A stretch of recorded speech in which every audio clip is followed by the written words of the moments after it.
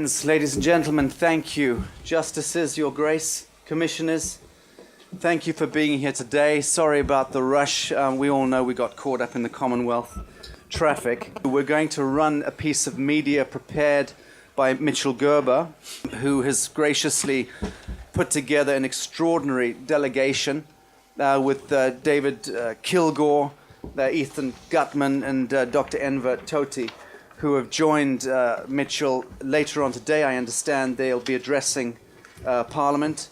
So a very, very propitious day for the extraordinary work that these extraordinary gentlemen are doing. After you see the film and hear their witness testimonies, you will understand the gravity and the nature of the subject they deal with.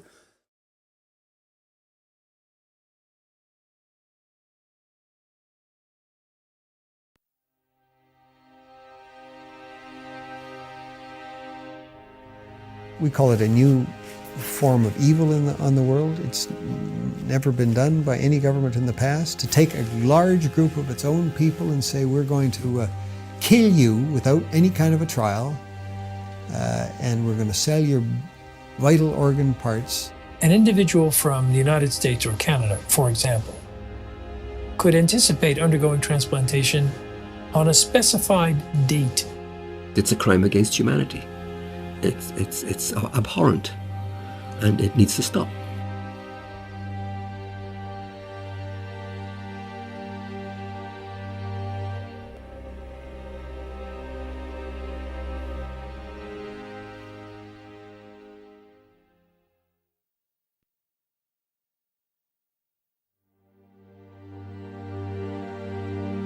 If you're going to go to China and you're going to get a liver transplant during the 3 weeks you are there, then that means someone is going to go schedule an execution, blood type and tissue type the potential executee, and have them ready to go before you need to leave.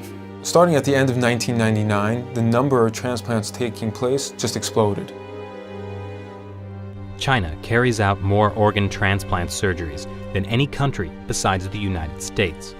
But unlike other countries, China has no effective organ donation program. That's because culturally, Chinese people believe the body must stay intact even after death.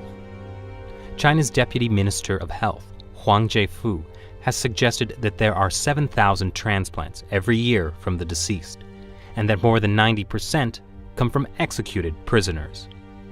The number of criminal executions in China is classified as a state secret, but Amnesty International's estimate is about 1,700. The numbers just didn't add up. It's just too large of a discrepancy there.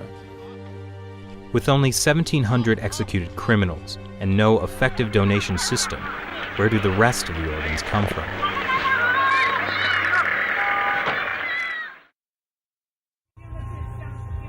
Zhao Shuhuan was put in a Chinese labor camp because she practices Falun Gong. 我每到一个劳教所，他都会让我们检查身体，给我们抽血验血。每个劳教所都是。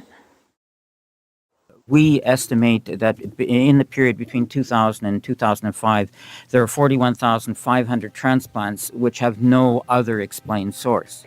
I'm absolutely convinced that over a long period from 1999 onwards, organ harvesting from prisoners has been taking place, especially with Falun Gong. 他领了到他那个马三家教养院有医院呢。 那个医院就是做我真理解好像就是验尿啊抽干戈。 Doctors would come into the camps, they would look in their eyes, they would examine their organs with ultrasound and the like, and they were the only people in these camps who were medically examined thoroughly. In 2006, two Canadians, international human rights lawyer David Matas and former Secretary of State for Asia-Pacific David Kilgore, started to investigate allegations of forced organ harvesting in China. They found at least 52 points of circumstantial evidence, including websites of Chinese hospitals offering matching organs in less than a week. It's just not possible unless you have an unlimited source of organs. And these are people who are alive. We're talking about live donors. The actual transplant surgery itself was the form of execution. These were living people that were killed for their organs. Makes you think of some grotesque restaurant where you go in and you pick your lobster in a tank. But these are human beings we're talking about. The military's making money off of it, the hospitals are making money off of it, the middlemen are making money off of it. And we talk about money, we're talking about a multi-million-dollar operation.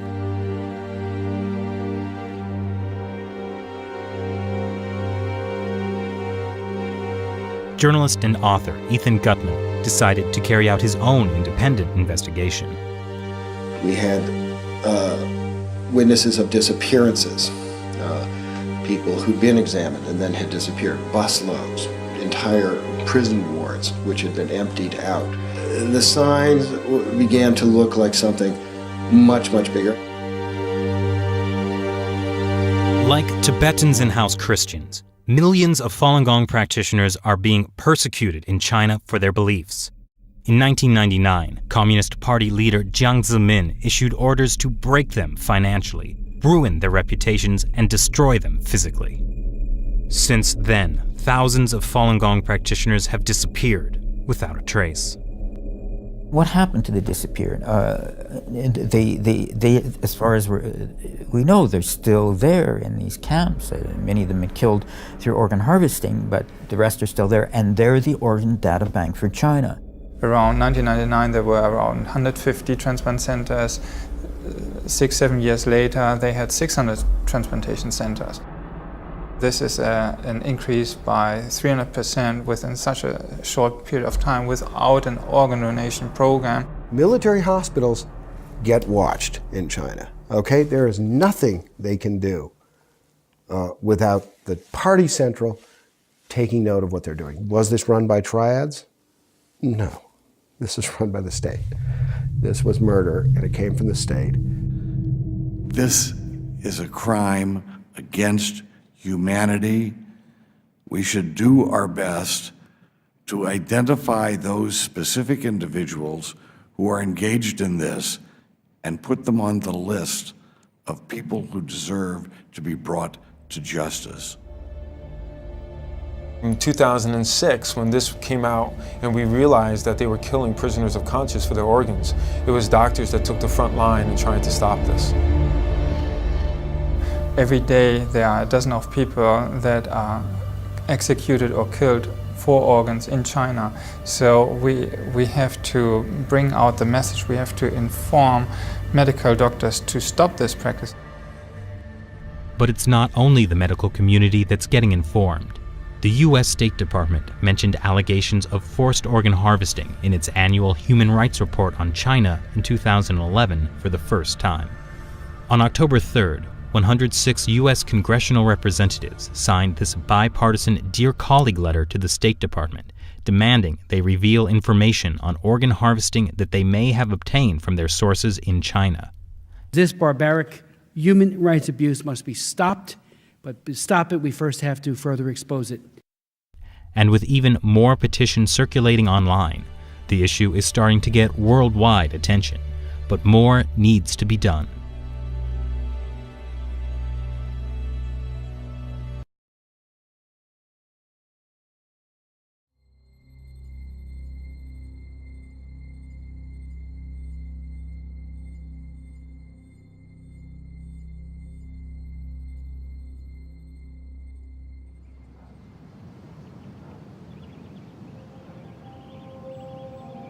In the late 90s, Chinese government surveys said up to 70 million people were practicing Falun Gong daily. Health bills were decreasing, crime rates were falling, and morality was rising. So why were these people targeted for elimination and organ harvesting?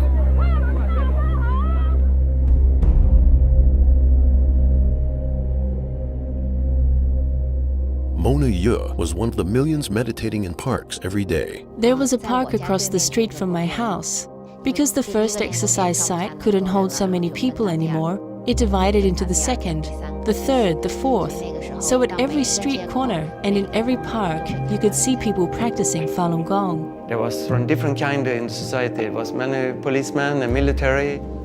It was just fundamental part of society at that time, and everybody knew somebody who practiced. Falun Gong is a traditional practice of self-cultivation, a practice of slow-moving exercises, meditation, and studying of the principles of truthfulness, compassion, and tolerance, and trying to adopt those into your life. While morning exercises had always been popular in China, Falun Gong brought more than just health benefits. For thousands of years, the Chinese people have believed in Buddhas and Taos and becoming an immortal. Falun Gong really dared to talk about these things. And immediately people took it to heart. Oh, the true ancient good things of China have come back.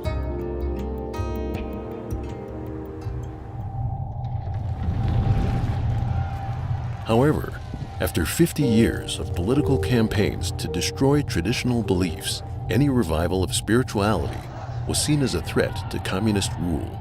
Since I was 11, I experienced all of the Chinese Communist Party's campaigns. Group after group of good people were targeted. There was no faith, no truth. Falun Gong stood in stark contrast with communist ideology. So it would be very hard for it to be tolerated by the CCP.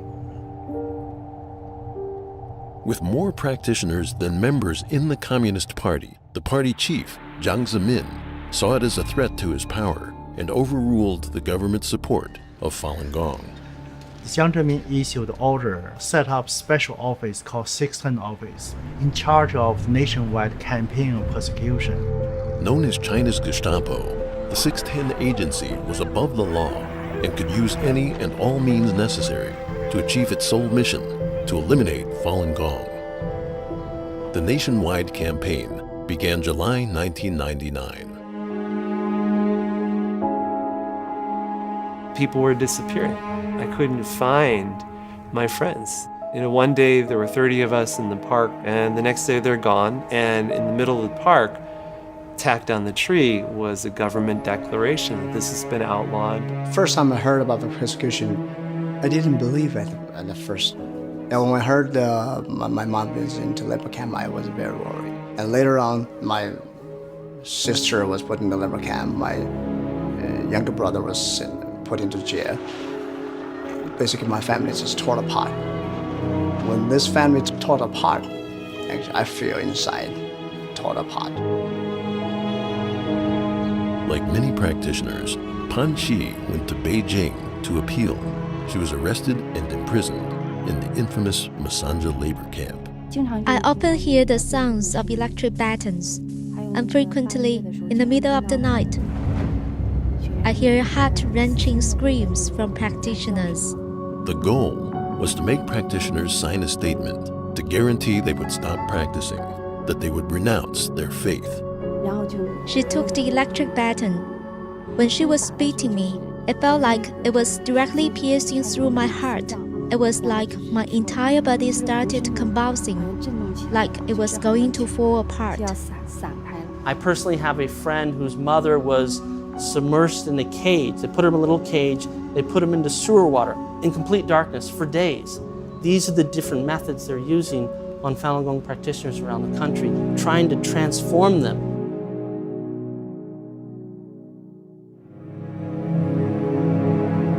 Hu Zhiming was teaching practitioners how to break through internet censorship in Shanghai when he was arrested.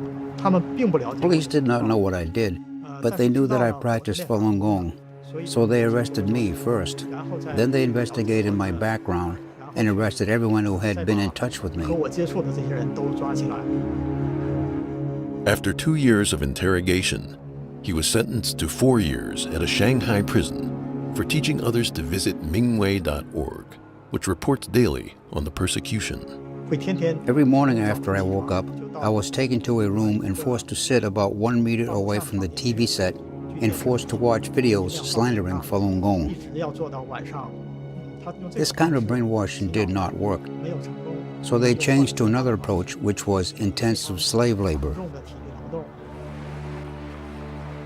Outside the labor camps, propaganda campaigns against Falun Gong were running 24/7 on all media. Like you turn on the TV, and literally the only way to describe it is propaganda marathons. You'd have mass book burnings organized by the party, steamrollers going over Falun Gong cassette tapes and CDs. Essentially, it's a process of demonizing and dehumanizing, incessant propaganda. In January 2001, Chinese Central Television broadcast this news that people were setting themselves on fire in Tiananmen Square, and they claimed that these were Falun Gong practitioners. This propaganda story used a mother and her 12-year-old daughter. It was a major turning point in the CCP's campaign. They turned Tiananmen Square into a movie set, and they used movie techniques to try to create something, but it was staged. Because state-run media broadcast it constantly for a year, people around China, their views on Falun Gong started to change. Initially, the Communist Party was very public about its campaign against Falun Gong. But what happened after about, I would say starting from 2002, is that you started to see really almost more of a media blackout. Falun Gong simply became a taboo topic. With millions of practitioners in detention, one of the worst crimes in history began taking place in hospitals throughout the country as organ transplants suddenly began to skyrocket. We've been asked to investigate allegations that there has been harvesting of organs of Falun Gong in China. Our bottom line conclusion, after considering everything as best we could, was that the allegations are true. I began conducting comprehensive interviews with medical professionals, Chinese law enforcement personnel, and over 50 refugees from the Laogai system. But I estimate that 65,000 Falun Gong were murdered for their organs from 2000 to 2008. Essentially what organ harvesting means is they're taking Falun Gong practitioners literally like cattle, holding them in prison camps, testing their blood and other vital organs, and when someone comes into the country that needs a heart, a liver, a kidney, they find a match, they take the Falun Gong practitioner, extract their organs, of course killing them in the process.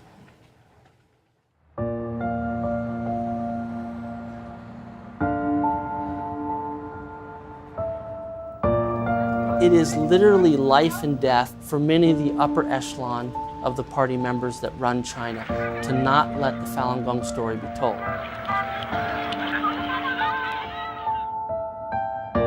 Falun Gong has been exemplary in its response. It has never dealt with violence in a violent way. It's always responded with forbearance, with love, with truth, with patience, and ultimately that's going to prevail.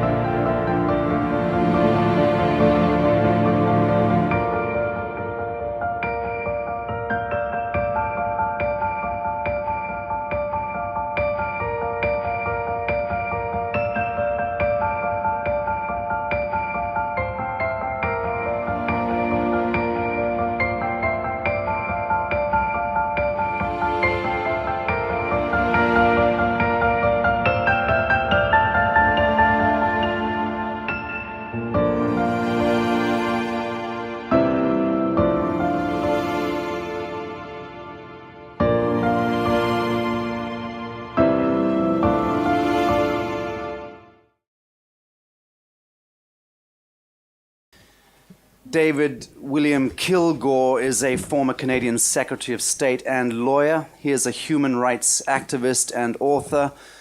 He ended his 27-year tenure in the House of Commons of Canada as an independent MP.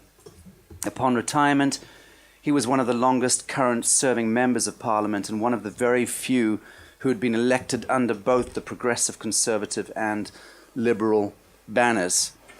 Ethan Gutmann is a U.S. investigative writer, human rights defender, author, and former adjunct fellow at the Foundation for Defense of Democracies. His writing on China is widely published. He is best known as the author of two books, Losing the New China, a story of American commerce, desire, and betrayal, and The Slaughter, mass killings, organ harvesting, and China's secret solution to its dissident problem. Gutmann has testified before the U.S. Congress, the U.S. House Committee on Foreign Affairs, the European Parliament, and the United Nations.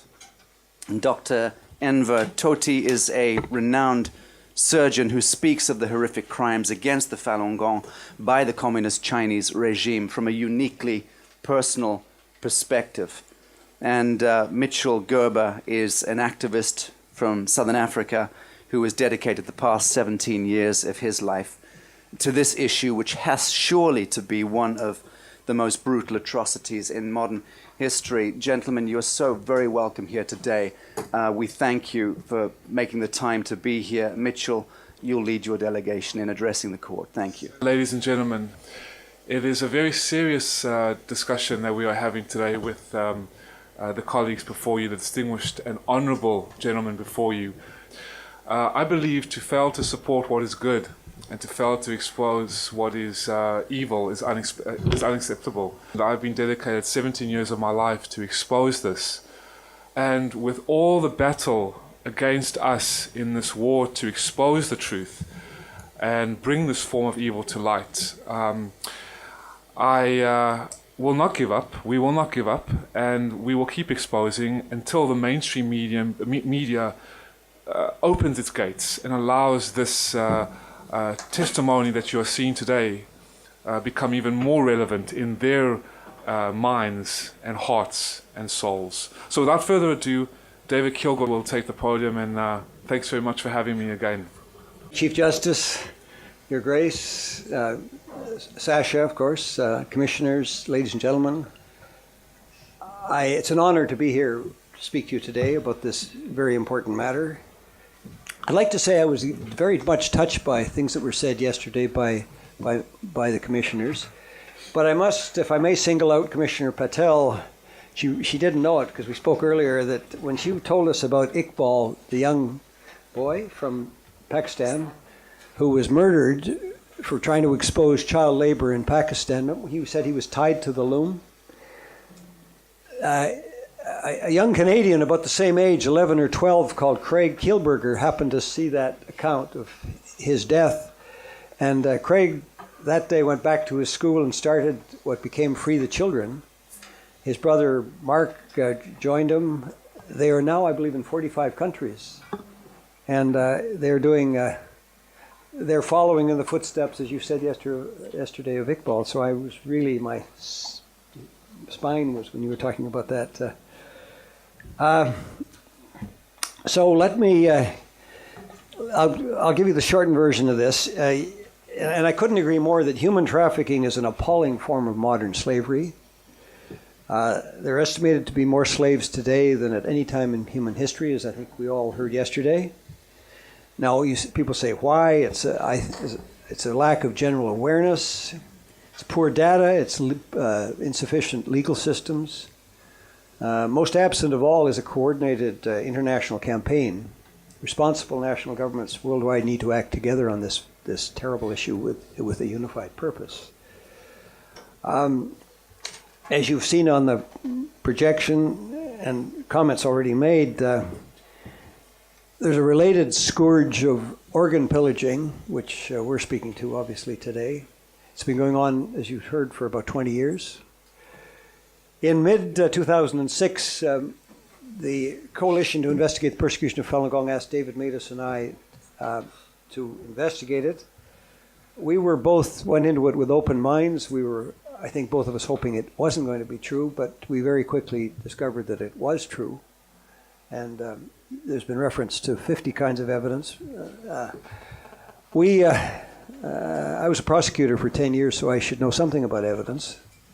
And we came up with our report, a revised report, and then a book called Bloody Harvest. And we've continued to investigate ever since. We concluded that for 41,500 transplants done in the years 2000 to 2005 in China, the only reasonable explanation for sourcing was Falun Gong. Here are just two kinds of evidence of the 18 substantive kinds of evidence we found. We had people calling to institutions across China, hospitals, prisons, and so on, mostly hospitals, asking if they had Falun Gong organs available. I think you mentioned, Sasha, that, or no, actually it was Robert who mentioned yesterday that Falun Gong don't smoke or drink. They're very healthy, and that's the reason that people wanted Falun Gong organs, and we discovered that. And as I think it was mentioned in the film, that only Falun Gong were examined by doctors coming into these forced labor camps. And of course they wondered, why are you examining me when you're torturing me to give up my Falun Gong beliefs? So, and the way it works, of course, is that when somebody arrives in Shanghai, the #1 people's hospital in Shanghai is where most people go from Europe. They're blood tested and so on, and then they go out on the computer and they find a match for somebody through this testing of Falun Gong, and they go out to the camp and they grab the poor man or woman and they give them a potassium, now it appears, and their liver or whatever is taken out. It's flown to Shanghai, and somebody comes back to London with a new liver, and they're probably told they're getting it from a convicted murderer, although of course they don't want it from a convicted murderer, they want it from a Falun Gong practitioner. But this is just absolutely sick beyond belief that this is happening, and I wonder how many of you, probably all of you, are aware of it, but I'm always astounded at how many people are not aware that this has been going on since 2000. It's got to stop, and I really think, Ethan and Enver will speak about this too, I think we're close to the point where they're going to stop, because they're getting so much bad publicity about it. Falun Gong practitioners who got out of China told us that they'd been in camps. They told us that what had happened to them. I just described it to you a bit. This was necessary to create a live bank of donors. And the next part of my talk was dealing with the slaughter, which, how many years did you spend working on that book? 7, but I took 2 hours to make a snack in the kitchen. All right, well, your book went up to 2008. It came out in 2014. I hope you've all got a copy of it. It's a marvelous book. And your closing words, are you going to read your closing words to the... No, I won't. All right, well, let me read them to you. Then I think you'll agree with, I hope you'll agree with them. No Western entity possesses the moral authority to allow the party, the Communist Party of China, to impede the excavation of a crime against humanity in exchange for promises of medical reform. As a survival mechanism for our species, we must contextualize, evaluate, and ultimately learn from every human descent into mass murder. The critical thing is that there is a history, and only the victims' families can absolve the party from its weight, close quote. Ethan and David Matus and I released an update in June of 2016 in Washington, Ottawa, and Brussels. You can access it from our website. I hope you all will. It's got 470 footnotes. We don't want you to read the footnotes, but 700 pages depending on the font size. You'd agree? So we've really gone into these hospitals very, very carefully. We concluded that by looking at things like medical journals and nurses' journals, all kinds of things, that hidden websites and hidden archive material, that this is a state-run system across China, and it's run by the government, and I think you heard on the tape, it's the only place in the world where the government runs this heinous system of killing human beings.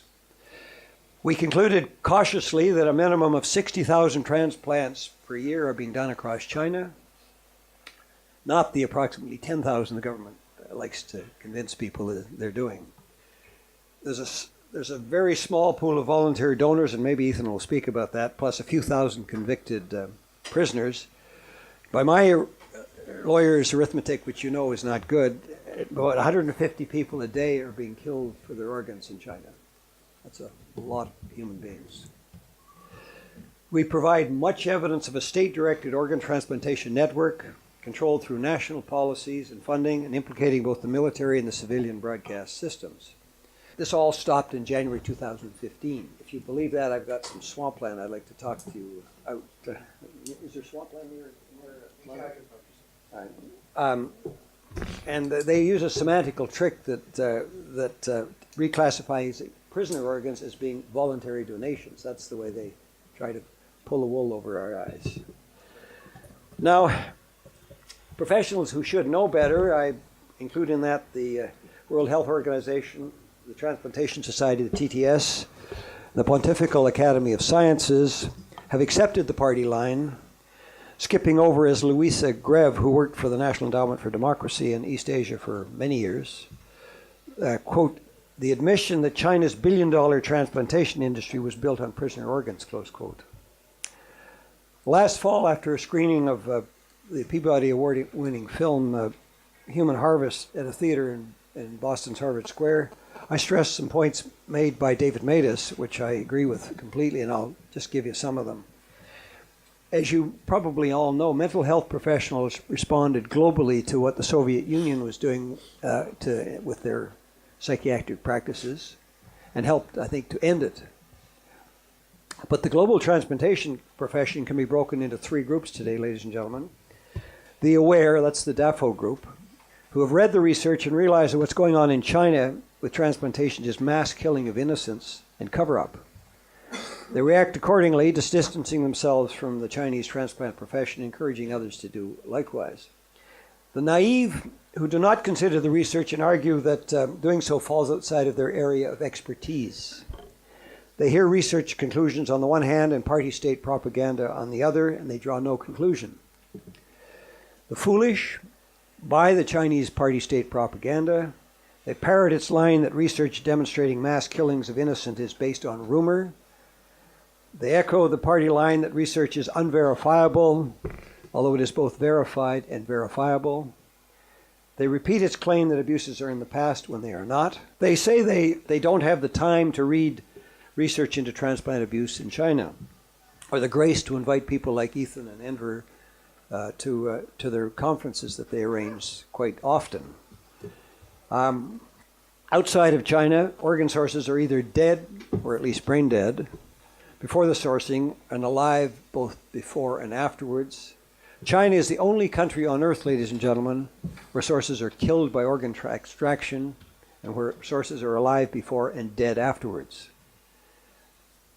Beijing has no credible answers to the work of independent researchers who have demonstrated the mass killing of innocents. And actually, Dr. Toti is one of the most persuasive because, as you'll hear in a moment, or a few moments, he was one of the surgeons who first did these operations, and I suspect he'll talk to you about that. Given the scale of the transplantation industry in China, it's impossible to deny the search in any credible manner.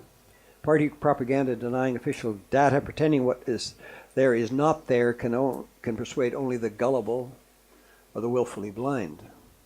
One can only hope their willingness to confront the truth about China will prevail generally in the transplantation profession before many more innocents are killed for their organs. I think I've mentioned the forced labor camps. It's in the text if you want to read it.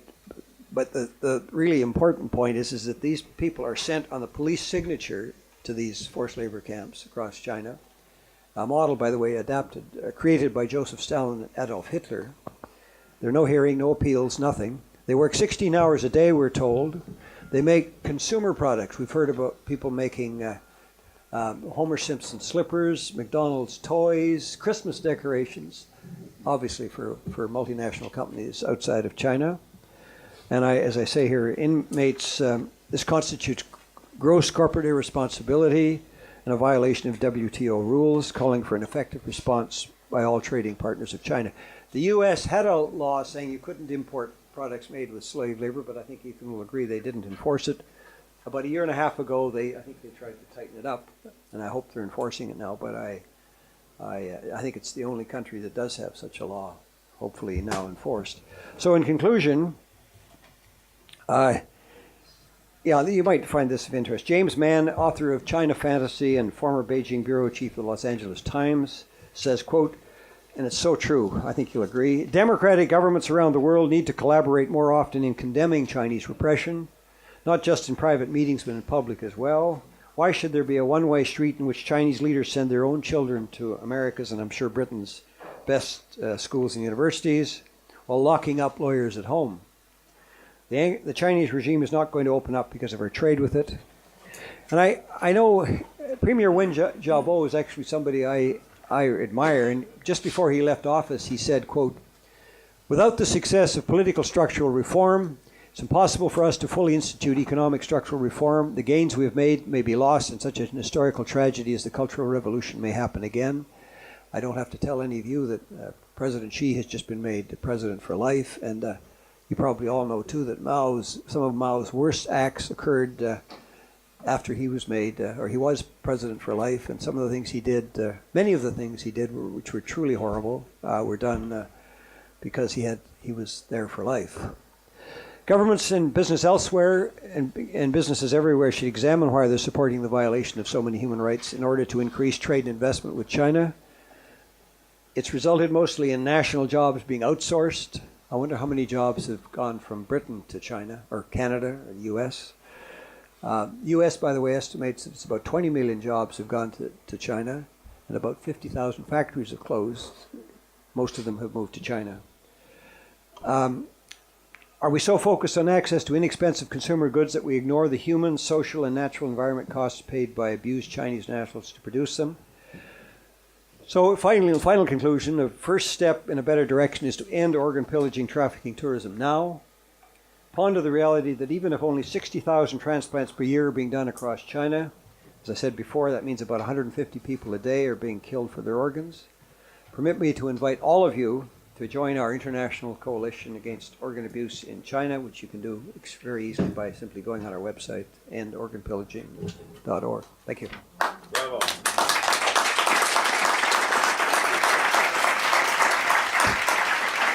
I could see two possible remedies, and there might be difficulties in enforcing them, but I'd just like to throw them in at this stage, and perhaps, Ethan, you might want to respond to them. Firstly, if it was made illegal domestically for anybody to receive an organ transplant in or from China, full stop. Second is use the International Criminal Court or a similar body to name the people involved, not necessarily every member of the Communist Party, but the same thing was done after the war, where individual camp guards were named and were prosecuted and issue international arrest warrants. Now, they might be unenforceable in China, but it would certainly stop the bastards from travelling to other countries. Ethan, I'm sure everybody will have something to say, but just on your first point, I couldn't agree more. You don't even have to say China, because, as I said, there's only one country in the world where this happens. You just have to say receive a trafficked organ.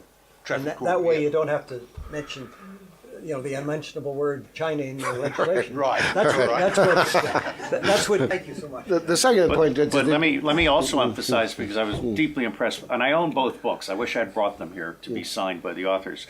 But it's other countries too, because there are people being kidnapped off the street, and so trafficked organs are an international thing, even though this is the poster child for organized trafficking. Well, I'm going to dispute that point a little bit.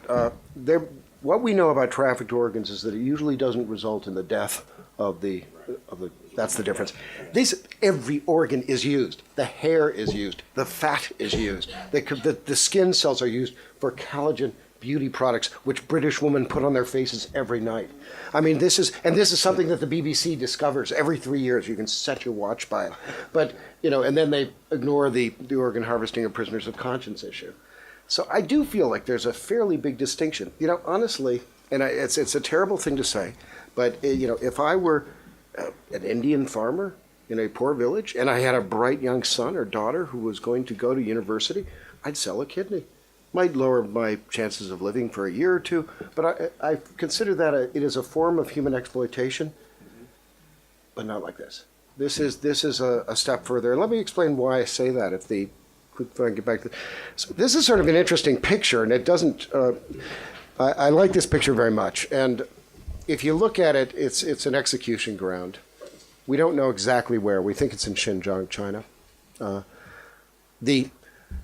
Look at the expressions. I don't know if you can see it that clearly, but if you look at the expressions of the faces, you've got one who's sort of reserved, he's holding himself back, and he's trying to look official. You've got another one who's trying to pretend it's all a big joke. Actually, I think he's probably a Uyghur, based on the mustache. And the one in the front is looking at us defiantly, because he's the one who just did the shooting. You see that rag on his arm? That's to prevent his uniform from getting stained from the back splatter as he fires the gun into the heads of the people that he shot. And you can see the people that have been shot there. And the reason we have this picture at all is because this is not, in China, this is an acceptable picture. These people did something. There's big character posters explaining exactly what crime they're capable of. or what crime they did. So this was a legal procedure for many years. And in fact, to this day, if China became a democracy suddenly, I have no idea whether or not they'd repeal the death penalty or they'd keep it. There are cultural differences. But I think the significance of this form of organ harvesting is this. These are the new executioners. In other words, this is not really a money-based.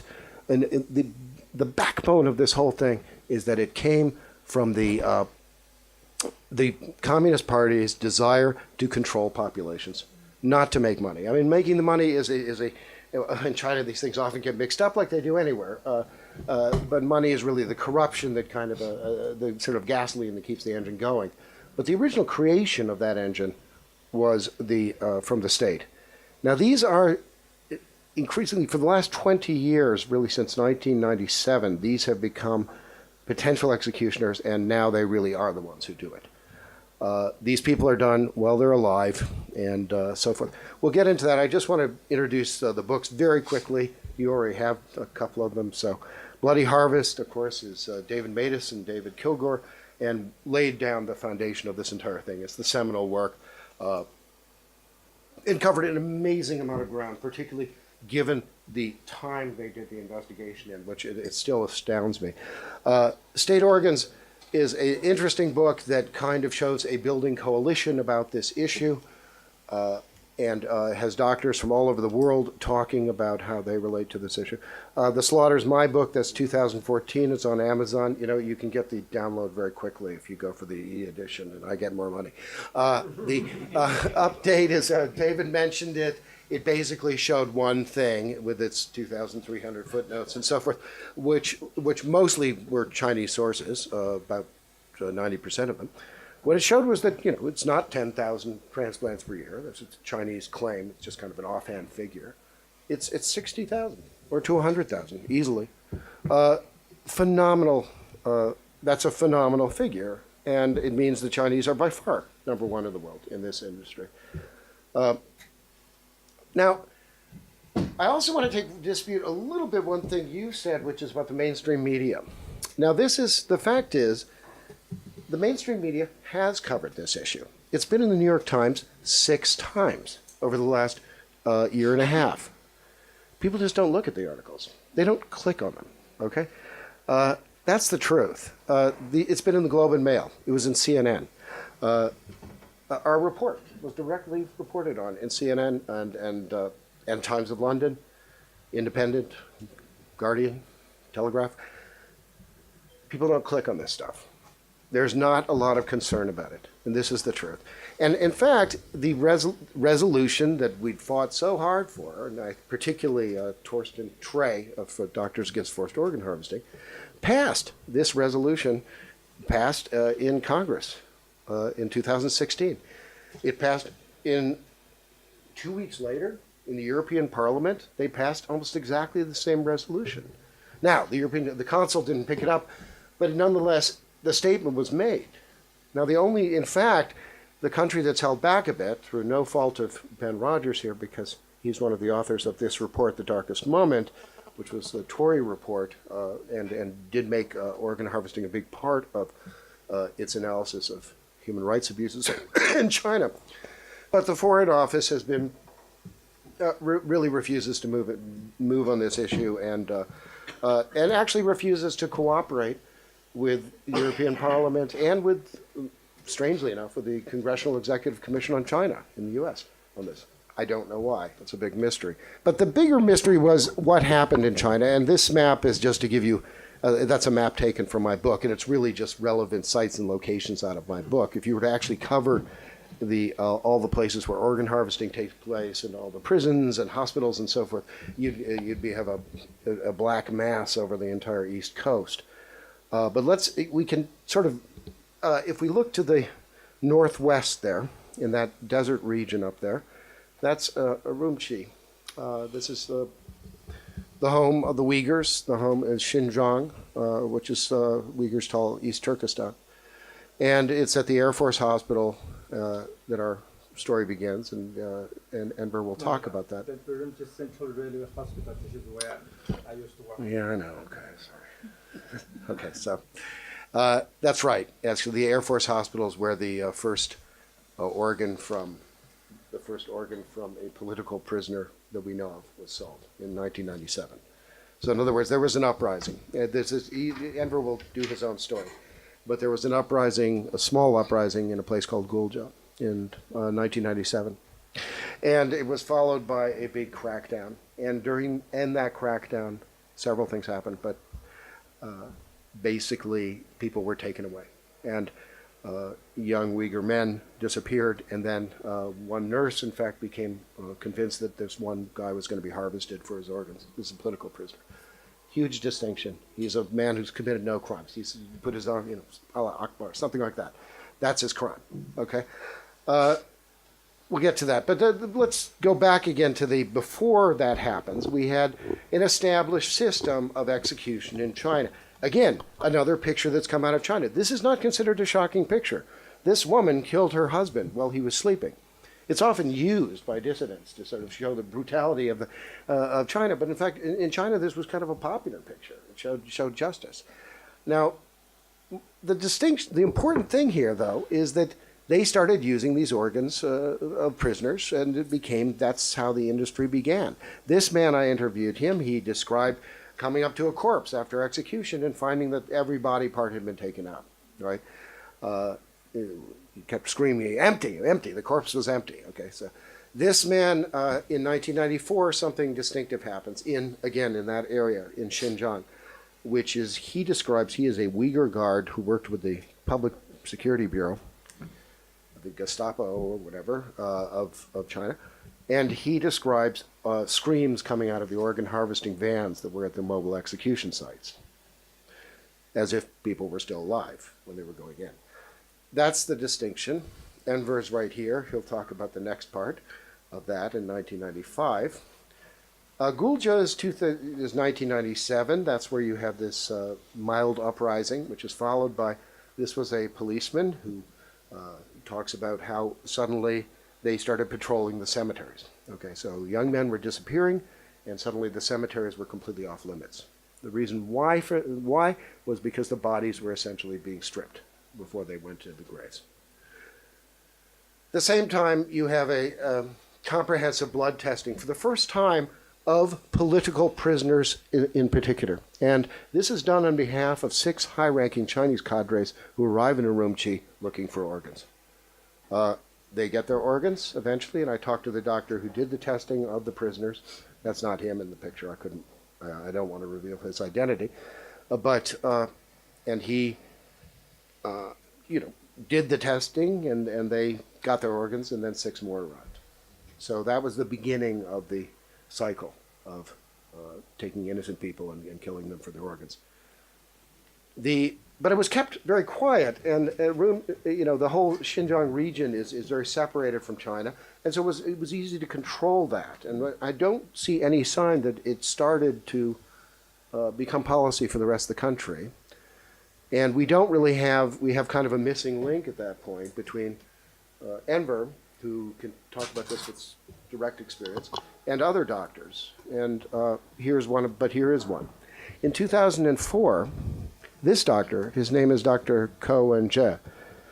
Some of you may know him as the mayor of Taipei. So he was a surgeon. He went to China. He was looking into organs for his clinic. And everybody knew you go to China. That's a very short waiting list, about 2 weeks. Get an organ anywhere else, you wait 2 years.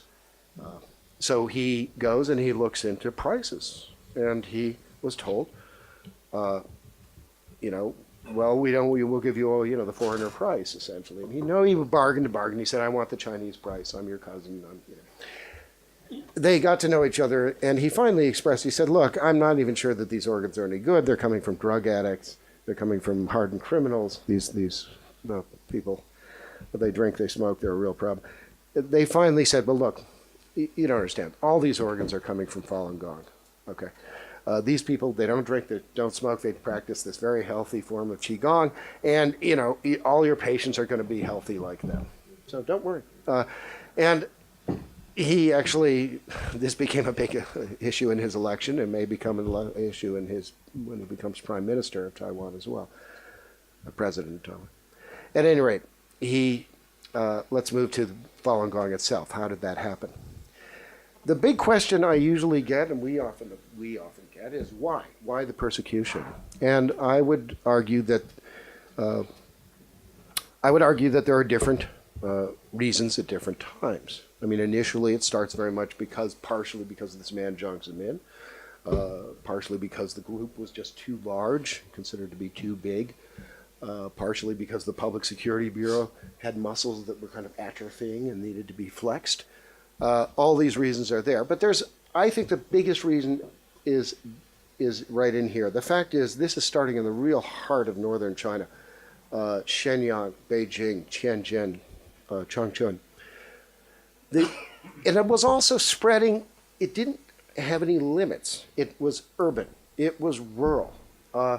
It seemed to go into the intelligentsia very, very quickly. So you had peasants who couldn't even read, combined with top university professors. And it went here. And yes, but they really feared is that little boy there, okay? When the Chinese Communist Party was looking at that little boy wearing the army uniform, and who was growing up to be a guy like this, who was performing the exercises openly, military guys. And this woman, now she was a very nice old woman who taught the exercises, the Falun Gong exercises, but she taught them to some unusual groups. China Central Television, the Public Security Bureau of China, the top leadership, the wives of the top leaders. She taught them all the exercises. And she's a very normal woman, sort of doing extraordinary things.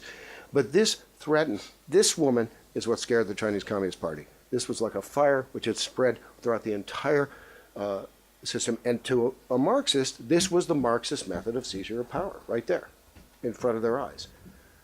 Especially to see that linking up to the top leadership. So the repression begins, and that was, some of the people who worked on that repression were perfectly nice guys too. Like this one ran a labor camp. And he actually set it up. He said, I'm like a Schindler. I tried very hard to make sure that the Falun Gong women that I was looking after would be taken care of and I would protect them. But this woman starved to death under his watch. Her throat was damaged through force feeding. This is a fact. Some Schindler. The other cause of you could say Falun Gong did not give up. It was an unusual group that way. It did not fade away. This guy led the first successful hijacking of television signals in Chinese history. An entire city, Changchun, was taken over for 1 hour. All the television signals. It was an amazing story. And these are other pictures that the Chinese put out of the other part of the gang. So this was, Falun Gong in its heyday. In fact, we saw something in the film briefly of that same, that's in Dalian. That's in Dalian, and people are gathering for morning exercises. But these people went here to Shenyang Prison City. That's Shenyang Prison City under construction. This is what it looks like today. It's enormous. We've never really seen structures like this. There's no penal systems like this anywhere in the world. This is a much smaller prison, Guangdong prison, but what's interesting is if you look at that red area there, that was where the buses would pull in every 6 months to gather Falun Gong practitioners to be taken away for organ harvesting. These are the hospitals two of the major hospitals in Shenyang, which actually organ harvested them. And I'll just go through this very briefly. This is this was probably the top policeman in China. He was the right-hand man of a man named Bo Xilai, who was a contender for the presidency of China. That's him running the operations. He had his own center, a chop shop for we believe Falun Gong, Uyghurs, and so forth. And there's a complicated story surrounding that, showing how this was really the turning point where the Chinese began to get worried that there was too much exposure. Now, just say a word about numbers. If you leave that guy in the middle out of the picture, you've got a very good representation of Falun Gong refugees. All 5 women had been in labor camp. All 5 women have been tortured. One of them, I'm not saying which one, was sexually abused very severely. And the one on the left was given blood tests that were clearly for organ tissue matching. They were looking at her very closely for her organs. Out of that, I pull a number, 65,000. It's a much more complicated procedure than that, but it's really a wartime estimate. We don't really have a firm grasp on the numbers. That was 65,000 for 2000, 2008. They have, Gourmetis is 41,500 between 2001 to 2005. We all find it very hard to make good calculations on how many people are actually dead, though I do believe it is in the hundreds of thousands at this point. Going back to the map for a second, the last group I just mentioned about, although House Christians and specifically Eastern Lightning have been harvested, or at least looked at for harvesting for their organs, is the Tibetans. The Tibetans, now the thing that held the Tibetans back, the reason they didn't harvest them initially was they simply did not have, look at that infrastructure. There was nothing there. They didn't even have a close-by hospital. But eventually, now they built them, okay? And it came in as soon as Bombardier made that train deal to have that super-fast train. That sat on my desk in Beijing for months, that stupid deal. That's when they started shipping out Tibetan organs. David mentioned this very well, so I don't really have to go into it. He mentioned, it's so odd, the relationship we have with these people. He's in that first film. This is Delmonico, Francis Delmonico, the head of the TTS. In some ways, he's our frenemy. He's our frenemy. He basically has made a deal with the Chinese that he won't say anything impolite about prisoners of conscience, and in exchange, they'll reform. That's his deal. Now, that's a perfectly reasonable deal in many parts of the world. But what I do resent about this fellow and these fellows in general is that they act like they know something about China. They do not. China is a very difficult country. Human rights is actually a field which I think takes some expertise. I don't even think I'm an expert in it. But there are some. But they don't listen to those people. They don't listen to the China experts. It's just like some naive businessmen coming in and getting fleeced in China, and it happens every day. And this time, it happens that he's not losing money for his company, he's losing lives in the world. So this is really an appalling thing, and I'm happy to take question on it. Having said that, and there's also so much hypocrisy there. This hospital there, while they were making this kind of deal and saying nice things about China, this Tianjin Hospital was advertising on the web in English to say, come to China, get your organs. Okay? That was happening. It was happening all the way into 2014. It stopped about 6 months before my book came out. This is completely against Chinese law. In 2007, they passed a law saying absolutely no foreigners can come to China for organs. What are we making you do here? This is that's Tianjin Hospital. It does 5,000 transplants a year. 5,000. It's the biggest hospital in the world for transplants. China's claiming it's only doing 10,000 transplants a year in the whole country. This is the Vatican. This is a Vatican meeting a year ago, and they invited the Chinese. They came under a lot of flack. Again, the press did step in. The New York Times ran an article saying this is very controversial that the Chinese are there. So again, there has been some mainstream approach. It just hasn't sort of caught the popular imagination. There has been some mainstream coverage of this. I'll skip through the numbers very quickly. You can just get an idea. This is enormous. I think there's one final thing that I see as the ultimate hypocrisy. This is a Nobel Peace Prize winner, and he's dying in his bed because the Chinese let him die. I mean, there's no way they gave him proper treatment, and they did this in front of the entire world. And yet, we're supposed to believe anything from the Chinese medical establishment. This woman, 2013, it never stopped. She was given an organs-only examination along with 500 other Falun Gong practitioners in a single day. And now the final chapter. Even if one believes that, and there is some evidence that Falun Gong persecution is tailing off a bit. Okay, that they're at least on the local level, the people are more relaxed, and the PSB isn't really going after them at the same rate.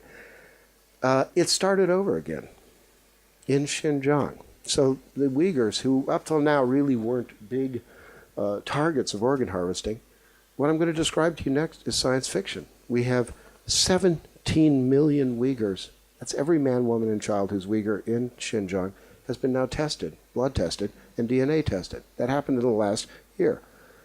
And we've just now learned about it. Now, then, only 2 weeks ago, the Congressional Executive Commission on China came out with a report saying that 500,000 to 1 million Uyghurs are now detained. They're incarcerated in re-education camps.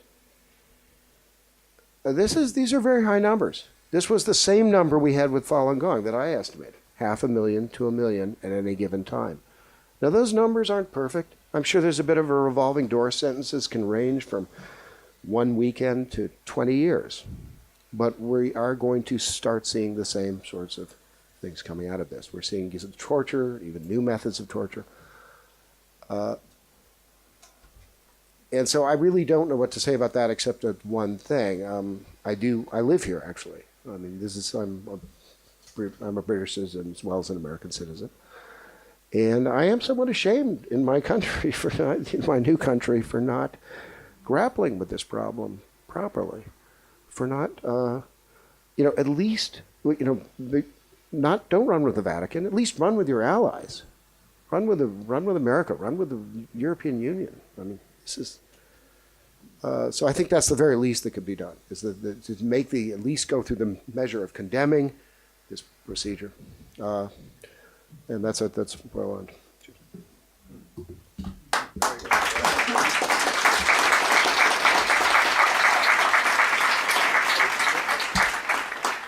Your Honor, ladies and gentlemen, thank you very much for this opportunity.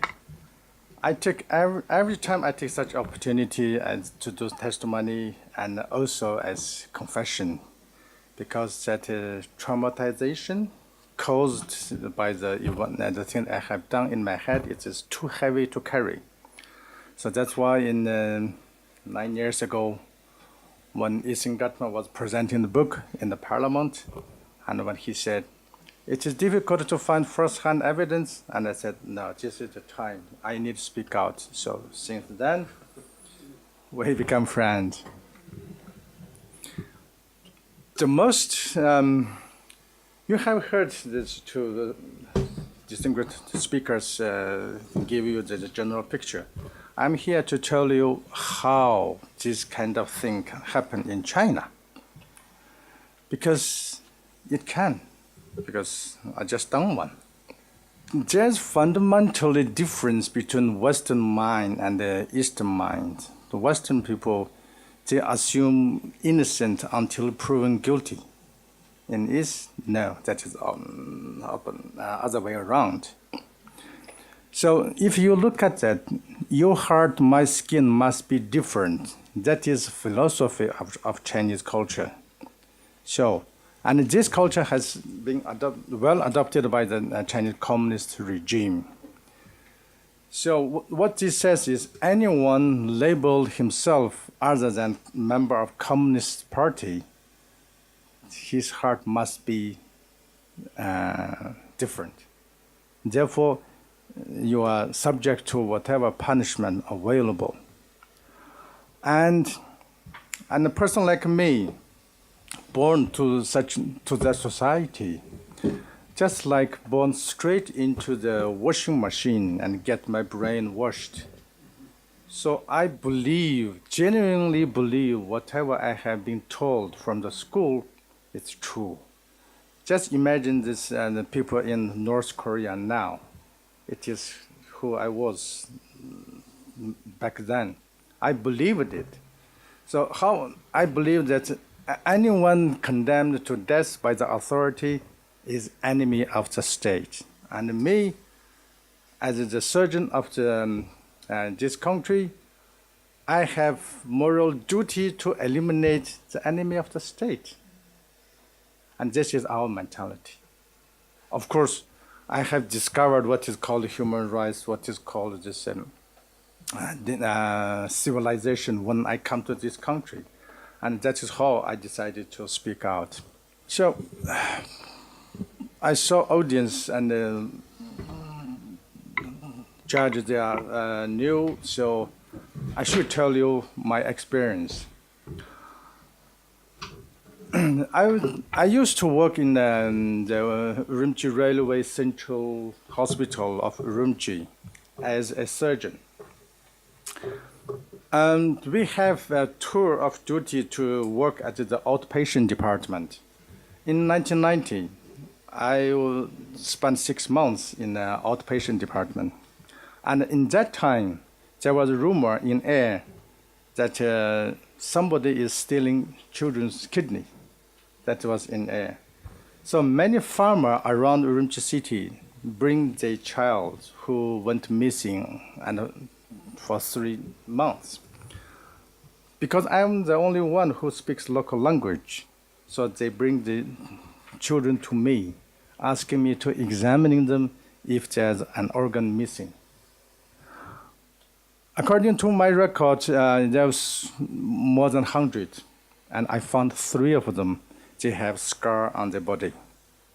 From that scar, I can tell 1 kidney has been taken. So those 3 cases later on being proved by ultrasound examination, and they found 1 kidney missing. So that is as early as 1990. In 1995,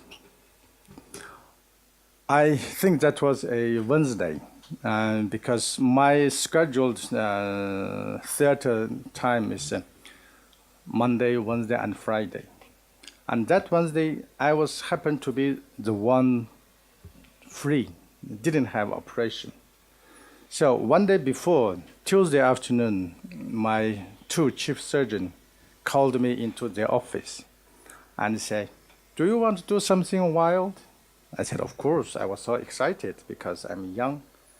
And something wild, it means you don't get a chance to do it.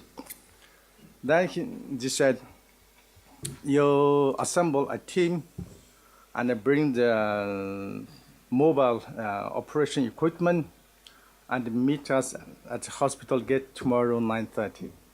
So I did. 9:30, I have my teams and with our one. And the 2 chief surgeons appeared with a car and they told us that, "Follow us." Of course, we all were young, we were so excited, said, "Well, what are we going to do?" Then we followed them. From that direction, traveling towards the west, I know that in the Western Mountain area, we have a branch hospital. I thought we were going there, but halfway we turned left again, straight to the mountain area. And I got lost. I said, "Where are we going?" Our driver, he knows. He said, "We are going to the execution ground." Execution ground, what are we going to do there? We are little scared. What are we going to do there? Anyway, we have been told to go, we have to go. Then we arrived there, the execution ground, it was behind a hill. 2 chief surgeons told us, "You wait here, behind this hill. When you hear the gunshots, you just turn around and go inside."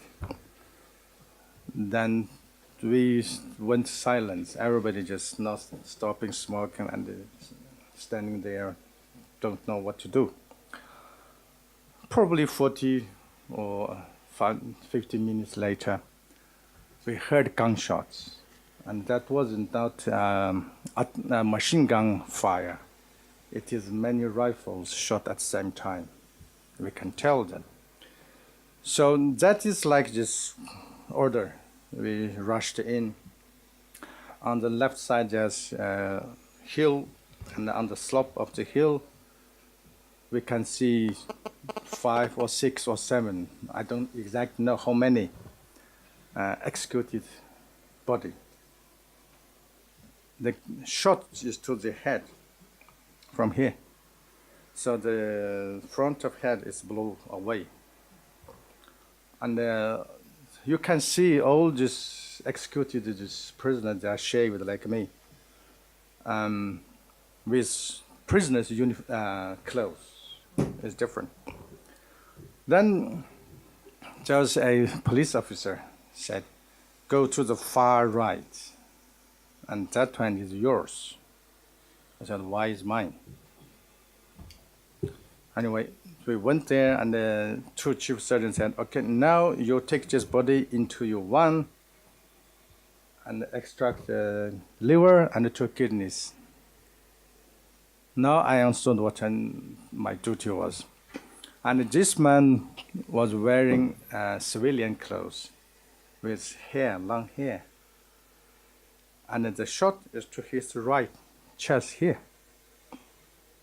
As a surgeon, I know that is a deliberately act.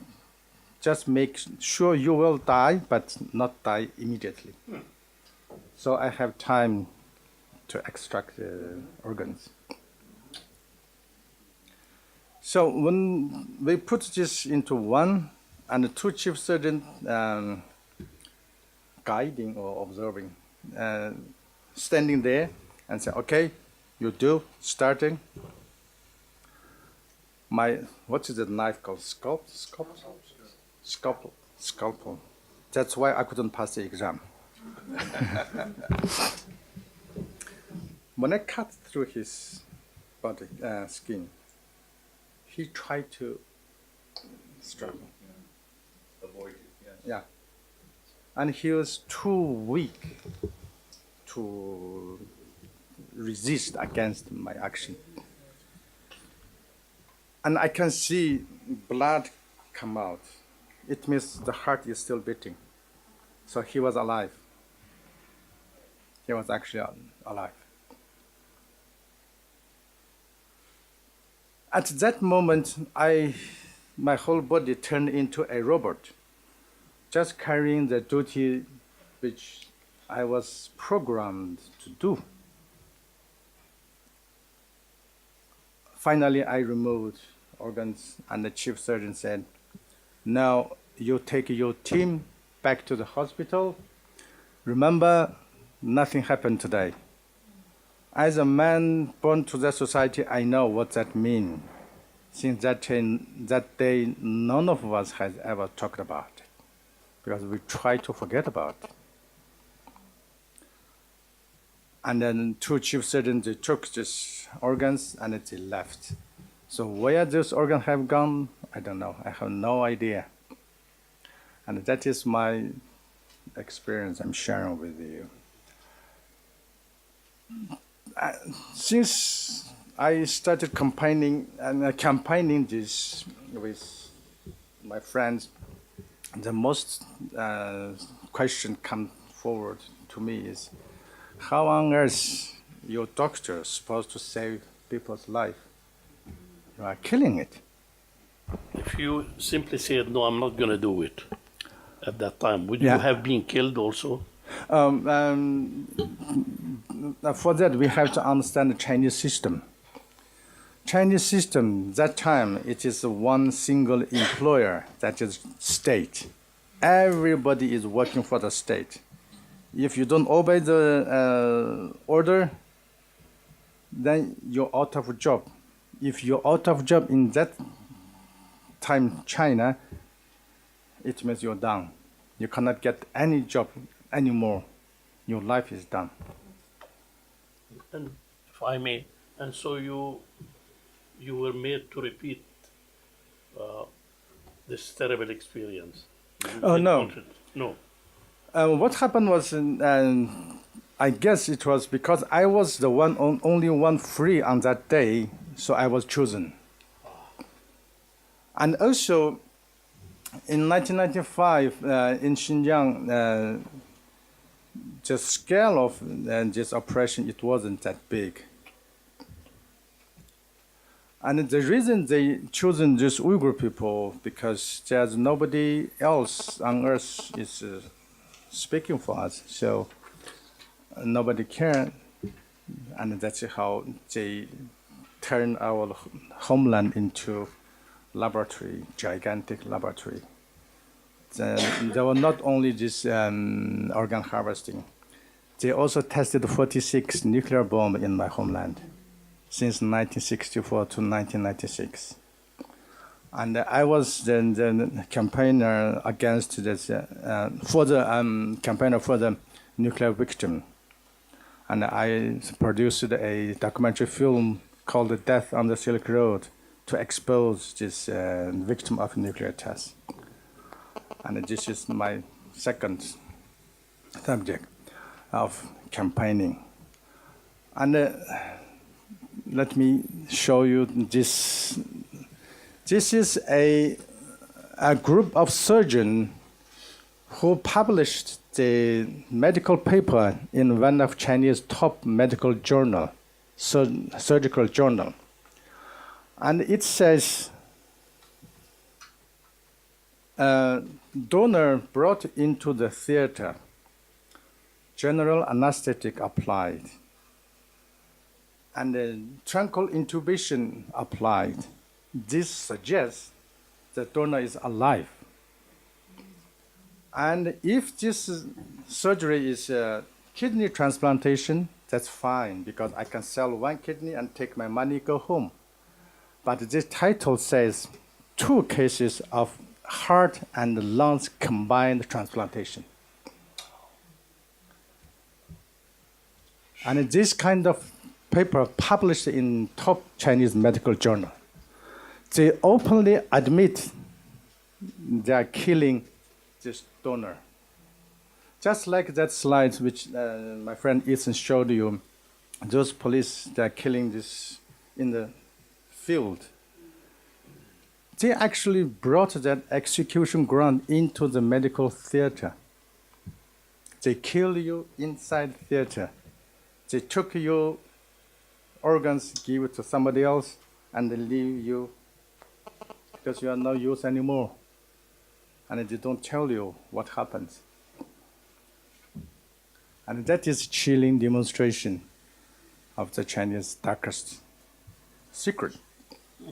Imagining you are buying things from Amazon.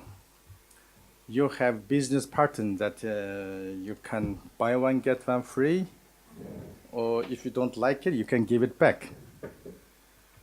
But can you imagine this kind of business pattern also in organ transplantation? You can buy one, get one free? You get one organ free? Yes, it is true, and it is happening in China. And in emergency cases, you can get one organ in 4 hours' time. The Vice President of the United States, is it Dick Cheney? I think he waited 2.5 years. But in China, liver you only need to wait for 1 week for a liver. So they know in 1 week time somebody will die, and his liver just match yours. He knows that. How? Without a pool of human beings, they kept in the dark. Without this, they cannot achieve this. You cannot achieve unlimited supply of organs if you don't have this. Just imagine how big the Amazon stock is. And I believe Chinese organ stock probably even bigger than that. This is 2006, April 28, Hunan Province People's Hospital. They try to promote their business. They give away 20 organs for free. First come, first serve, for free. So can you imagine? It is beyond your imagination. How you have so much organs you can just giving away This is the former Chinese health minister, Huang Jiefu, who carried out one self-liver transplantation in Urumqi. Self-liver transplantation, it means the patient had liver cancer. You took the whole liver out, you cut that cancer part and put the rest liver back. For this kind of operation, you have to have at least 2 liver to back up. In case this liver didn't survive, then you will immediately use another one. So they found 2 liver, one is from Guangzhou, one is from Chongqing. See that distance from Guangzhou to Urumqi, flight is 4-5 hours. And the liver can stay alive 6 or 8 hours, I guess. So if you take this liver from Guangzhou and transport it to Urumqi, maybe by the time the liver is dead. So what they do, they transport the human being. They take human being with them and go there and say, okay, your crime is terrorism. Then they execute you in the theater and get your liver. In this case, his operation was successful, but he wasted 2 livers. So they have such luxury, plenty of liver they can manage. So we suspect that we are saying that how you manage to keep unlimited supply of organs. Then Chinese government, they give us the answer. In 2016, there was a nationwide health examination project taking place in Xinjiang, 2016. It requires every single Uyghur person between 7 to 65 years old to have your blood tested. And they said this is for your health benefit. So my question was, because the nationwide health check, only you will do it if there's unknown disease or pandemic. You might do that to try to find why. But they didn't present this kind of thing. They just started saying, we are doing this health check. For what? They don't give the reason. So we said, you are building your database for organs. Then last year, they changed this health examination project into DNA collecting. Just like my friend said, 17 million Uyghur people now had their DNA registered on the computer. So I guess if you apply for an organ in Chinese website, probably you might get in 2 hours response. Yes, we found one in Xinjiang somewhere.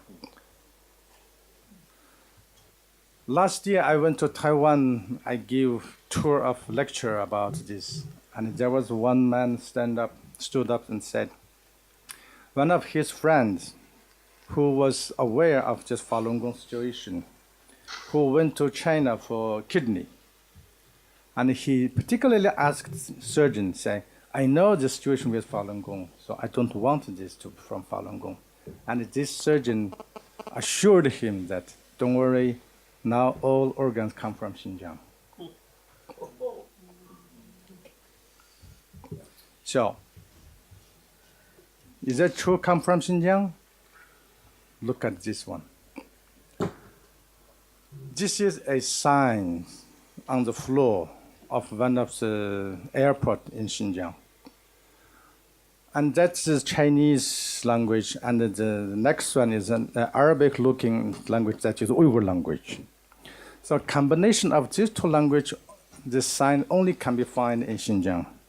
And what it says, special passenger and human organ transportation pathway, expressway. And that is at airport. So imagine how big this traffic is to make an airport give you a special pathway to go freely. And that tells you the scale of this Chinese operation. Yes. Now, I want to play a 1.5 minute video, but I have to warn you, this video is so disturbing. Because of this margin or the profit of this organ trade in China, this has made many people try to get their hands on. 大家注意哈，有人在3个板儿头在这呀，现在在下家这儿抓鱼已经抓到2条了，湖南人，有人现在往安徽方面跑了。去抓嘞！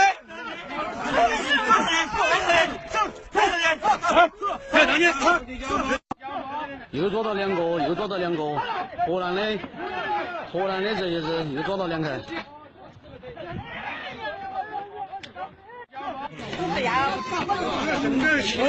他才200多，我凭的字写来了，这也是。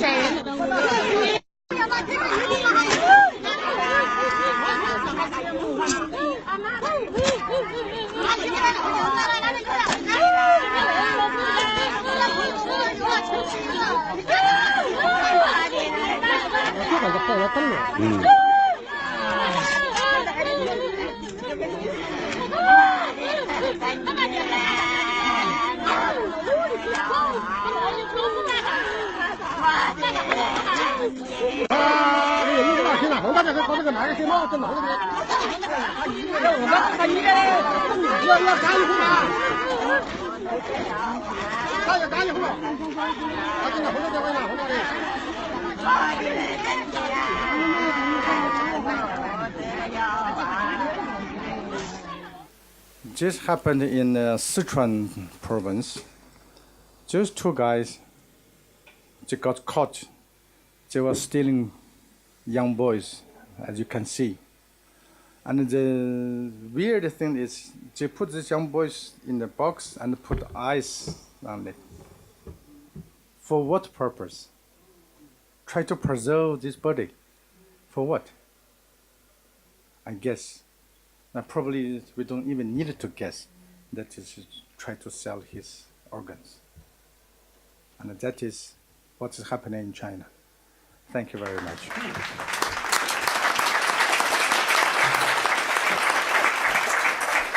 Dr. Enver Tohti, thank you very much indeed for that. About the mainstream media, yes, Ethan Gutman is very right about that there has been presence in them. And my goal, and this is why I got in contact with David and Ethan and Enver, to bring them on some talk shows, ladies and gentlemen.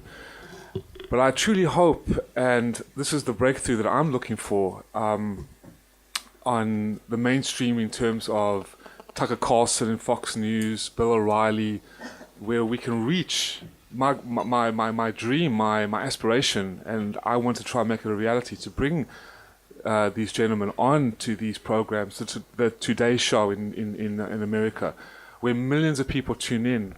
That is my aspiration. So when that time comes, I would love to. But yes, the New York Times, the Washington Post, Newsweek have definitely had some wonderful effects on exposing this, and the BBC as well, and CNN. But again, I would love to bring more exposure to this through Tucker Carlson, Fox News, and other mainstream outlets that reach 5 to 6 million people a night. And we are getting there, I'm sure. I feel the breakthrough is imminent. Yes, thank you very much for that. That testimony at the end was particularly important and affecting. So thank you very much for coming here for those questions and for your evidence as well. Just going through that, it seems to me that in your particular instance, it was not so much Falun Gong, but the Uyghurs themselves that were approached and put through and subjected to these abuses.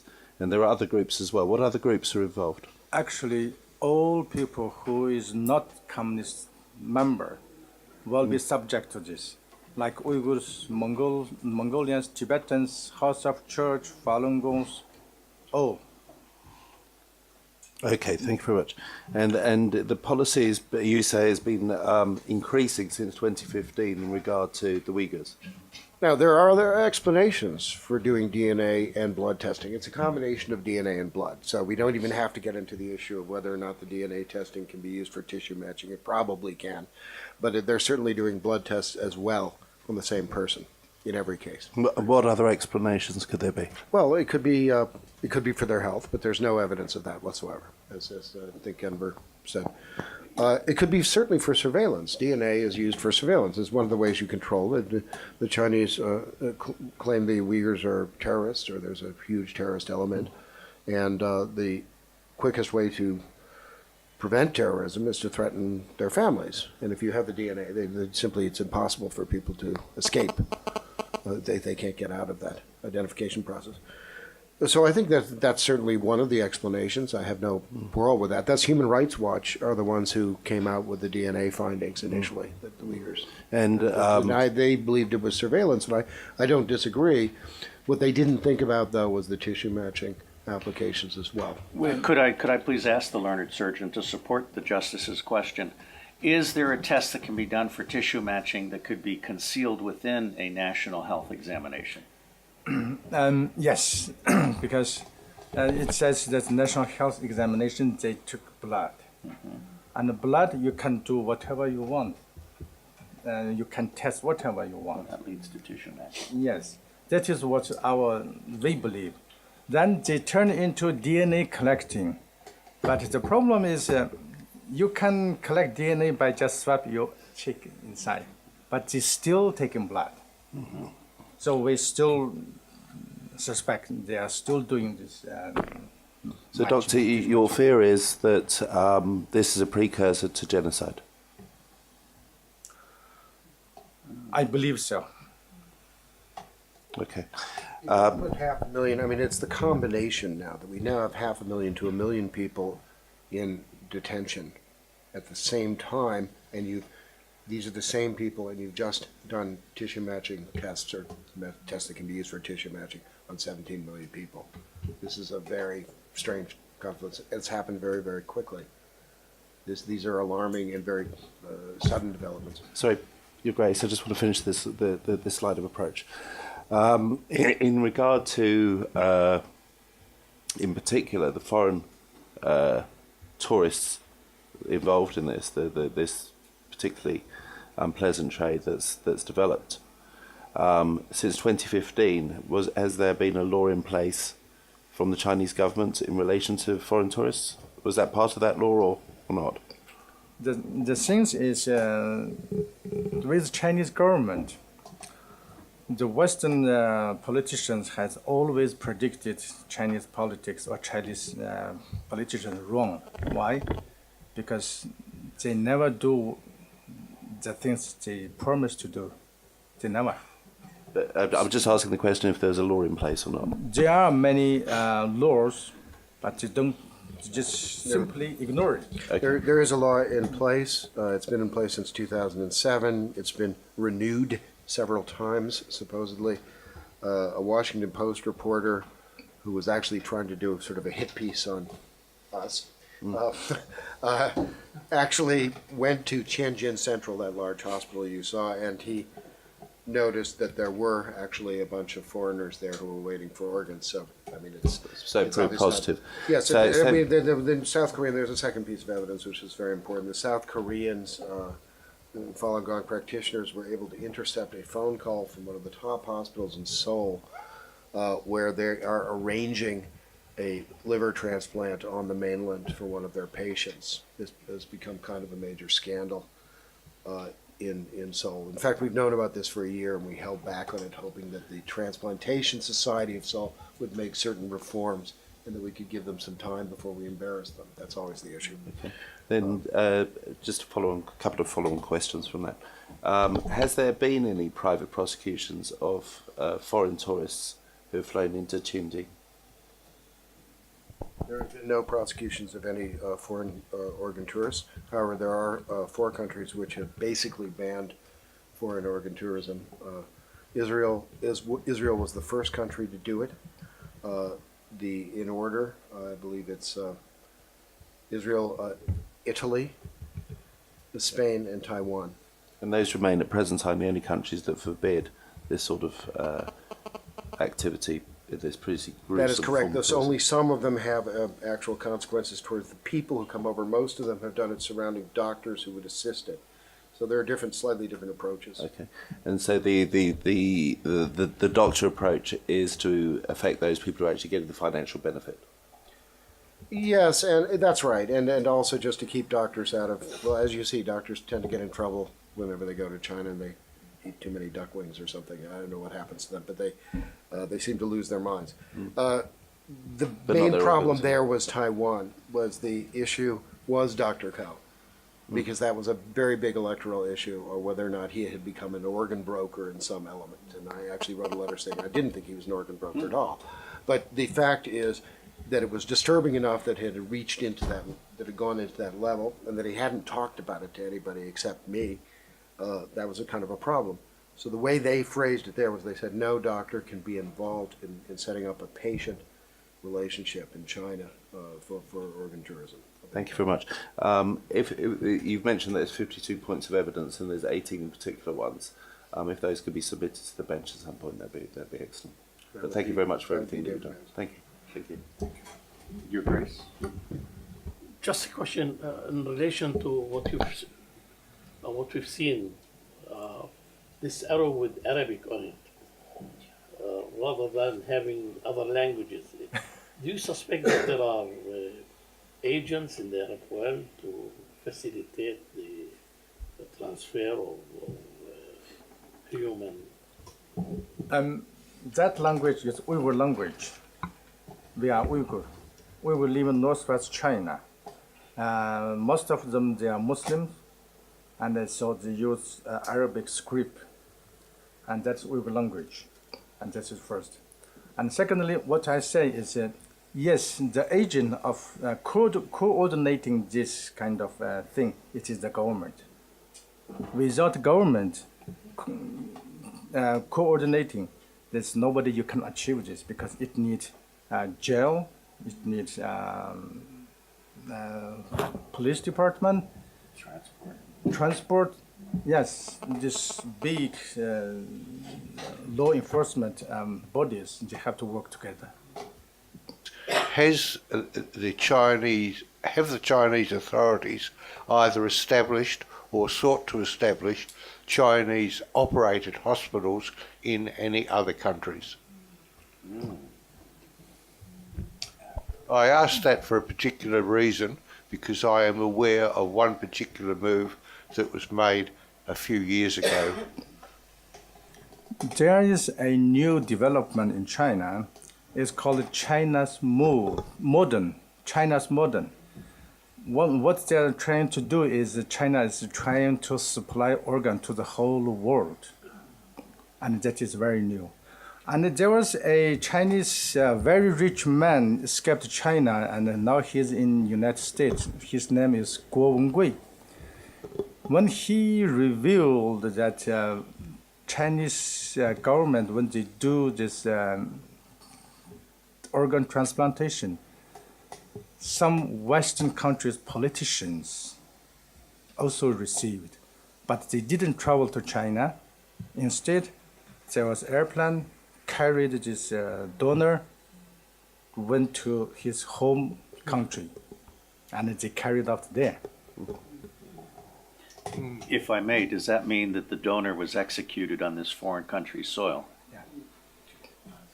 I just want to say I'm a little bit skeptical. The Belt and Road Initiative is a big program in China. Anybody who lives is in any way involved in any government agency has to express some support for the Belt and Road Initiative. It's a kind of ritual that they all have to do. And the fact that now Huang Jiefu, who's kind of the master of ceremonies of organ harvesting in China, has been saying things about how we're going to teach the whole world to sing on this Belt and Road Initiative, and we're going to have organs for everybody. I cannot tell if he's serious or if he's just simply dancing No, but the let's little not separate affidavits. that from the evidence Right. that appears that they will move the donor to the foreign country and kill the donor on foreign soil in order to make possible this transplant. That needs to be clearly and rigorously documented, but for me, that is a major change and elevation.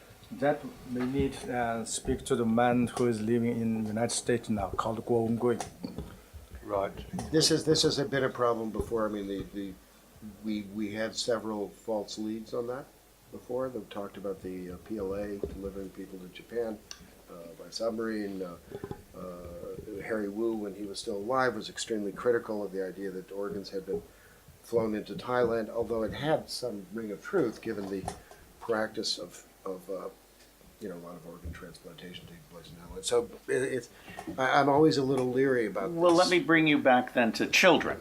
I've noticed that with Haiti, there have been Israeli hospitals and major movements by many multinationals, including Oxfam, who then take children from places like Haiti and move them to other countries. In your experience, is there any possibility that some of these children are being moved to other countries as potential organ donors? I'm looking for your personal perspective. I'm not going to rule out this possibility because now in China, the missing person, it is a very big issue, and nobody actually is talking about it. In Xinjiang, since 1995, the estimation of that missing person has exceeded 100,000 missing. We don't know where are they. One province. One Xinjiang. And how does that, as a statistic, bear against other provinces? Is it high or is it low for missing people? Because other province, everybody talk about it, but there's no actual statistic yet. There is some evidence of that China has now become the leader in certainly in sale of fetal body parts. It's anecdotal at this point, but that which would make perfect sense. Chief Justice. I just wanted to make a suggestion from a Western point of view. It's difficult to get China to change anything that it really wants to do. We can't stop them setting up artificial islands. We can't stop them claiming the South China Sea. But I have a suggestion. A lot of Chinese go to Western countries, the United States, Great Britain, France, Germany, and so on. And I know when I've been to the United States and time when I had to obtain a visa, I was asked questions such as, have you ever worked for the Nazi party in Germany or anything like that? That used to be on the forms that people filled in. I suggest that there be an additional paragraph put on the visa forms for all countries, and I've actually written one out.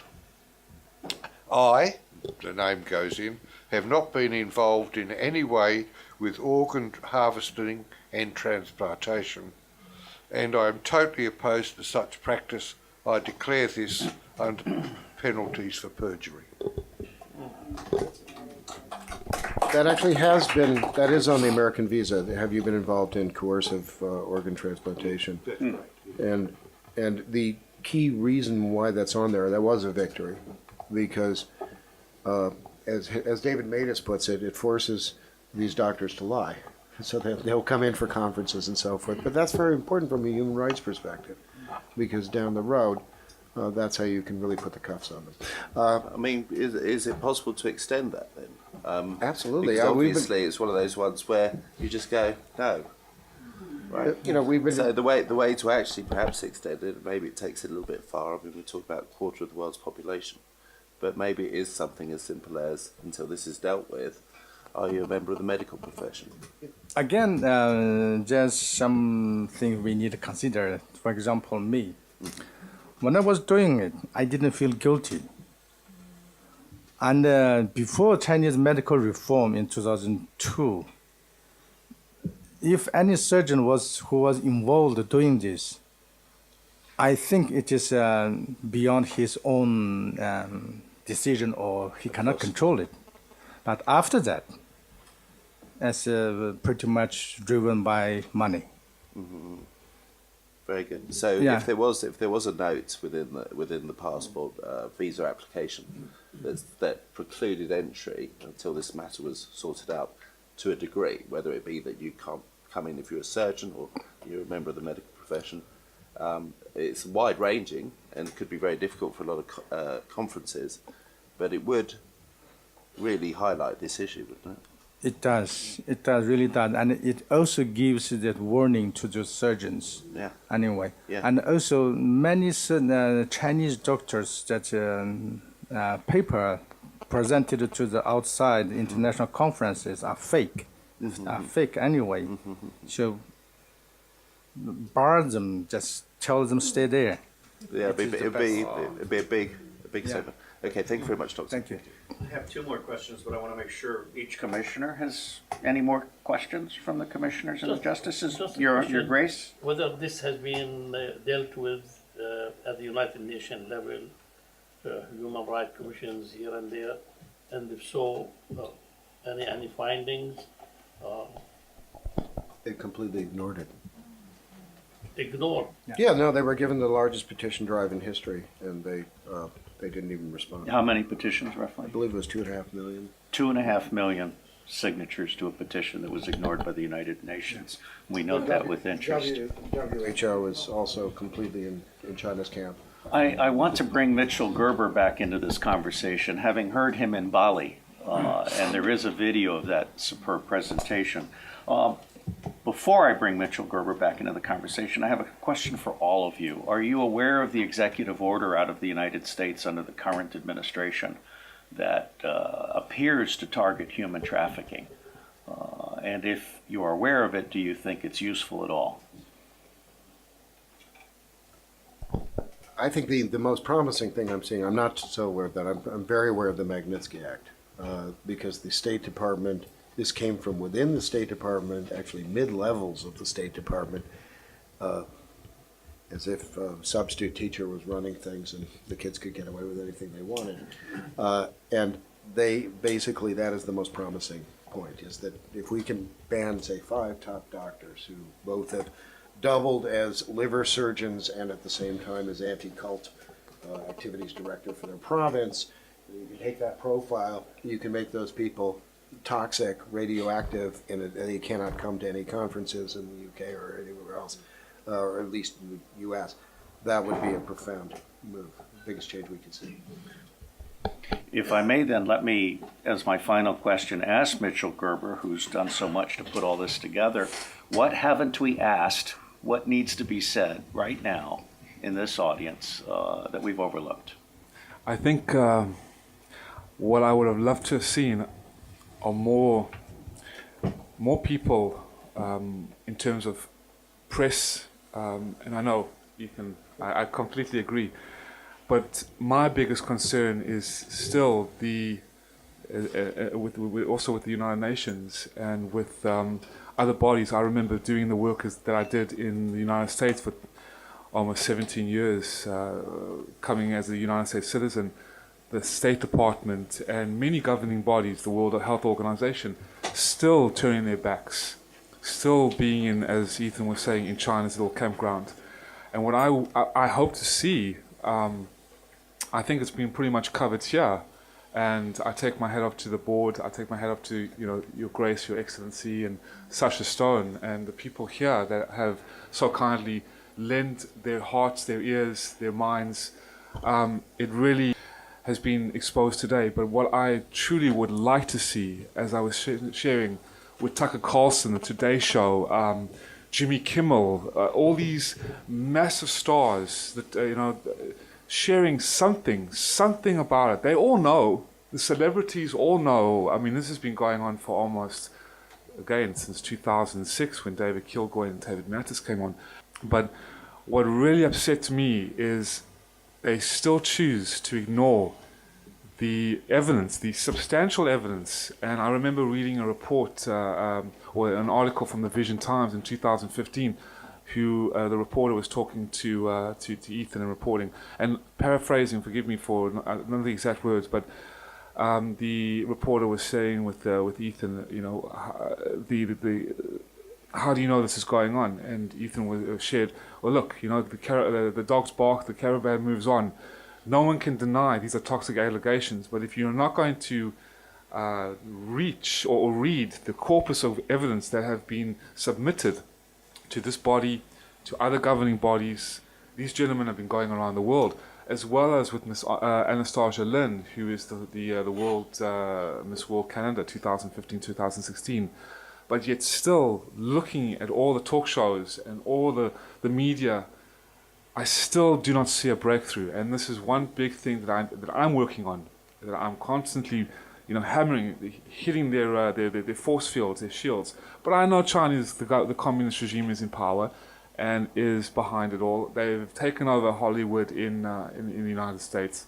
A lot of the mainstream media, especially on the left, has been bought out by the communist regime as well. So what I can do, and what I'm going to continue to, and what I would love to see, is these gentlemen go on the Today Show, go on Fox News and other organizations like that to reach the 10 million, 20 million people a week that they have. So that's what I would like. Thank you, Mitch Gerber. Thank you, Council, for that last question. That was very relevant.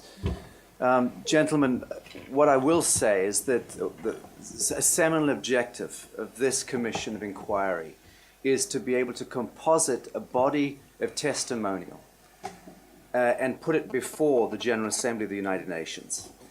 Possibly not this year, but next year almost certainly. So your testimony will be embedded within that official Commission report and will be of considerable substance. We thank you for coming here today. We